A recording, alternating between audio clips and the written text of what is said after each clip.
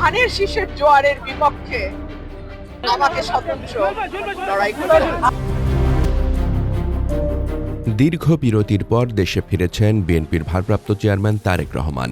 ক্ষণিকের জন্য হলেও চাঙ্গা হয়ে উঠেছিল বিএনপির নেতাকর্মীরা, কিন্তু মনোনয়ন প্রক্রিয়া শুরু হতেই আস্তে আস্তে চাঙ্গা ভাব কাটতে শুরু করেছে বিএনপির। সিরাজগঞ্জ 1 সেলিম রেজা, যশোর 5 এম ইকবাল হোসেন।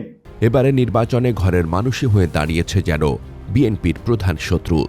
52টি আসনে বিএনপির অন্তত ৭১ জন বিদ্রোহী প্রার্থী দলের বিরুদ্ধে গিয়ে নির্বাচনে দাঁড়িয়েছেন। কোনো হিসেবে সংখ্যাটা আরও বেশি।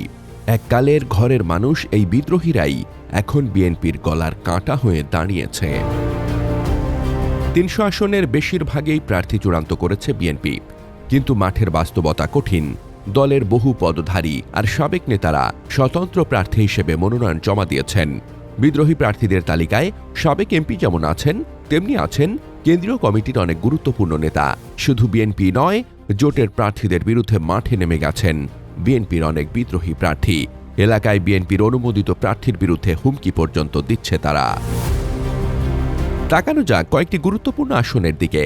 ব্রাহ্মণবাড়িয়া 2 আসনে রুমিন ফারহানা, ঢাকা 12তে সাইফুল আলম নীরব, আর নোয়াখালী 5 আসনে হাসনাত জসিমউদ্দিন মওদুদের মতো পরিচিত মুখের নেতারা স্বতন্ত্র লড়াইয়ের ঘোষণা দিয়েছেন। পটুয়াখালী 3 আসনে জোটের অনুমোদিত প্রার্থী নুরুল হক নূরের বিরুদ্ধে নেমেছেন হাসান মামুন। ঝিনাইদহে রাশেদ খানের বিরুদ্ধে বিদ্রোহী প্রার্থী হয়েছেন সাইফুল ইসলাম ফিরোজ। বিদ্রোহী প্রার্থীদের দাপটে সবচেয়ে বেশি হিমশিম খাচ্ছে মানিকগঞ্জ জেলা বিএনপি। জেলার 3টে আসনেই ধানের শীষের বিরুদ্ধে স্বতন্ত্র দাঁড়িয়ে গেছেন প্রভাবশালী বিদ্রোহীরা। এতে বিএনপির দীর্ঘদিনের ভোট ব্যাংক নিঃসন্দেহে ভাগ হয়ে যাবে। রাজনৈতিক বিশ্লেষকরা বলছেন, যেখানেই বিদ্রোহী প্রার্থী আছে বিএনপির জয়ের সম্ভাবনা সেখানে কমে যাবে।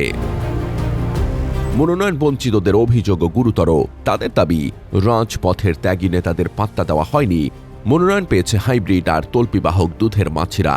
বিএনপির শীর্ষ নেতারা পরিস্থিতি দেখে প্রমাদ গুনছেন। এরই মধ্যে প্রার্থী বদল করেছেন তারা 17টি আসনে। এমনকি ঢাকা 17 আসনে শরিক দলের পার্থকে সরিয়ে নিজে প্রার্থী হয়েছেন তারেক রহমান। বিদ্রোহীদের দমনে কঠোর হওয়ার চেষ্টা করছে বিএনপি। গঠন করা হয়েছে লিয়াজো কমিটি। বিদ্রোহীদের বোঝানোর চেষ্টা চলছে। আশ্বাসে কাজ না হলে স্থায়ী বহিষ্কারের হুমকিও দেওয়া হচ্ছে। কিন্তু এলাকায় যাদের জনপ্রিয়তা আছে তারা এসব হুমকির তোয়াক্কা করছে না। স্বতন্ত্র হিসেবে মাঠে নেমে পড়েছে তারা। শেষ পর্যন্ত এই বিদ্রোহী কাঁটা বিএনপি কতটা উপড়ে ফেলতে পারবে সেটা নিয়ে সন্দেহ ক্রমেই বাড়ছে। তারেক রহমান সহ দলের শীর্ষ নেতাদের উদ্বেগও সেই সাথে বাড়ছে। কারণ বিদ্রোহীদের কারণে ভোট নিঃসন্দেহে ভাগ হয়ে যাবে।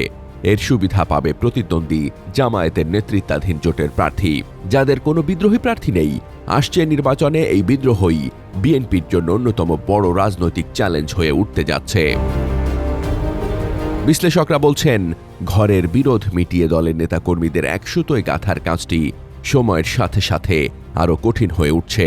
বিদ্রোহীদের কারণে অনেক সম্ভাবনাময় আসনও বিএনপির হাতছাড়া হতে পারে বলে মন্তব্য করেছেন তারা।